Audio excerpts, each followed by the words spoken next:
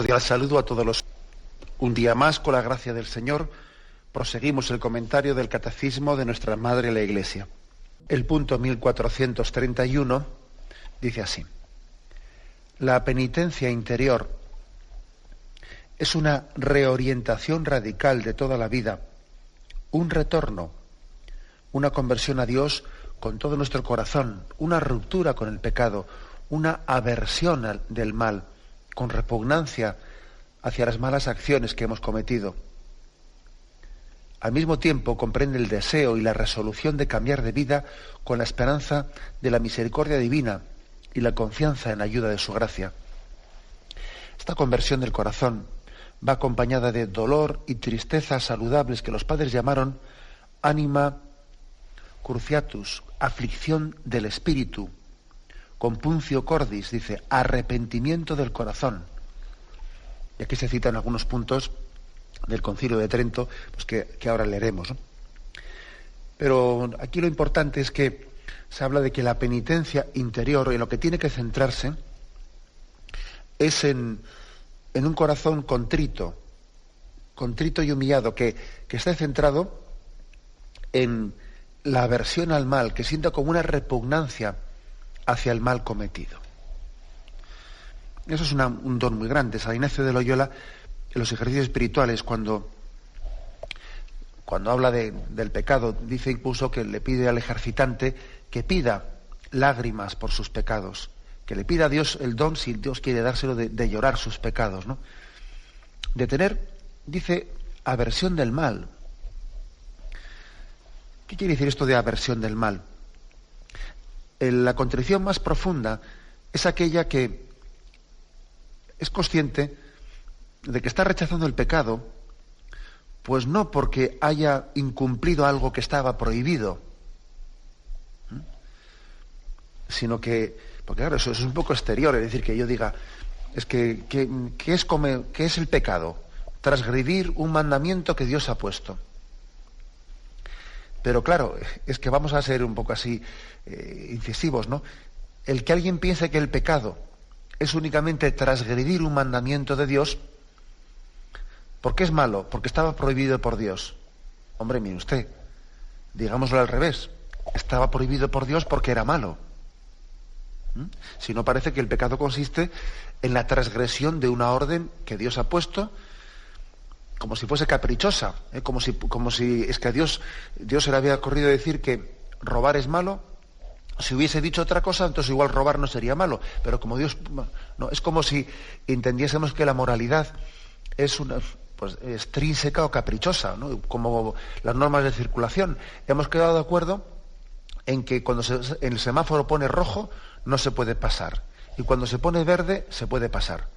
Ahora, podríamos haber quedado de acuerdo en lo contrario, que con el verde hay que pararse y con el rojo se puede pasar. Bien, pero esa no es la moralidad.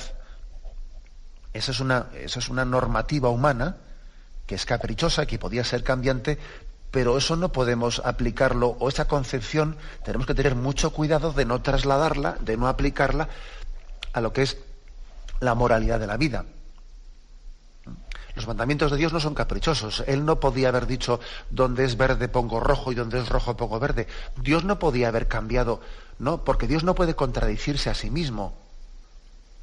El bien es bueno, no porque Dios caprichosamente lo haya dictado así, sino porque en su propia esencia es así. Dios lo ha creado así, ¿eh? Y el mal es malo, claro, porque cuando uno lee el Génesis, si no se da cuenta que está leyendo también tiene que haber una comprensión, ¿no? Se dice, del árbol que está en medio del jardín del Edén no podéis comer. Y dice, oye, no, vaya, me cachis, qué capricho, ¿no? De este no. Claro, el capricho, la tentación sería pensar, fíjate tú, nos han puesto aquí caprichosamente una norma, que es que de este árbol no puedo comer, de los otros sí, pero de este no. Pero tengamos en cuenta que eso es un género de expresión, un género literario, porque es que lo auténticamente malo no es transgredir una norma que a Dios se le ha ocurrido poner, sino que es que esa norma, ese mandamiento, esa voluntad de Dios está preservando el bien del hombre. Luego, pecar no es infringir. O sea, el motivo del pecado no es por haber transgredido algo, una ley, sino que es que esa ley de Dios estaba preservando el bien del hombre. Dicho de otra forma, que es un poco una manera de expresarlo gráficamente.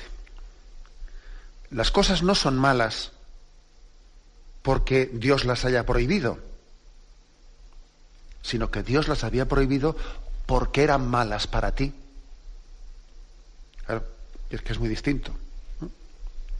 Esa es la lucha también que tienen los padres con los hijos. O sea, a ver cómo yo le hago entender a mi hijo que venir a las 5 de la mañana a casa no es malo porque yo se lo haya prohibido, sino que se lo he prohibido porque es malo para él, que es distinto. Lo mismo le pasa a Yahvé, lo mismo le pasa a Dios, nuestro Padre, que tenemos que llegar a entender que la auténtica penitencia interior, el auténtico arrepentimiento, es tener repugnancia al mal, es decir, ser conscientes de que ese mal que yo he cometido me hacía daño a mí. No se trata de que yo le he contrariado a Dios, de que, sí, claro, por supuesto que yo a mi padre le he disgustado porque él me quería y yo no he sido consciente, pero aquí el primer perjudicado del mal soy yo mismo, porque mi padre Dios quería el bien para mí. Luego el primer perjudicado soy yo, y si no entiendo eso voy mal. Debo de pedir una aversión hacia el mal, una aversión. El arrepentimiento es imperfecto, mientras que uno diga, a mí el mal me atrae, pero voy a intentar rechazarlo. Bien, pues inténtalo y sigue luchando, etcétera, pero ojalá llegue el momento en el que el mal me repugne, sienta repugnancia hacia él y sienta repugnancia hacia ese mal que he cometido. Porque pues hay una forma imperfecta de moralidad cuando el hombre dice pues el mal resulta atrayente, seductor, etcétera, y en el fondo me gusta, y en el fondo envidio, y en el fondo estoy como le pasaba al hermano mayor de la parábola, del hijo pródigo, a la cual tantas veces recurrimos, ¿no? Fijaros que él dice, él está envidiando el mal de su hermano. Vamos a ser claros. Él no siente repugnancia hacia el mal, sino que en el fondo lo envidia, porque dice, a mí nunca me has dado, y ese hermano mío que se está ahí corriendo unas juergas de aquí te espero, y yo nunca he tenido la ocasión de tener una fiesta. Le está envidiando a su hermano, envidia el mal de su hermano. En el fondo él no tiene una repugnancia hacia el mal, sino que aunque ha estado en casa de su padre, su corazón estaba en la calle. En el fondo no tenía una aversión al mal.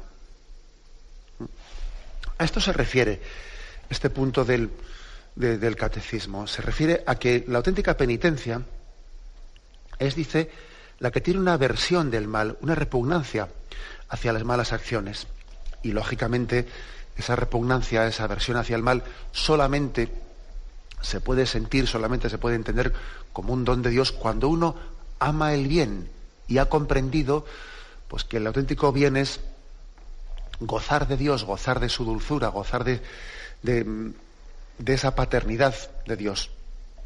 Trasladándolo de nuevo a la parábola del hijo pródigo, pues solamente se puede tener aversión al mal cuando uno ha sabido y ha experimentado lo que es gozar de vivir en la casa del Padre, gozar de vivir en su intimidad. Y si uno no goza de eso, está envidiando al otro hermano que se fue fuera, ¿no?, a tener allí una vida alejada de Dios, alejada de su Padre.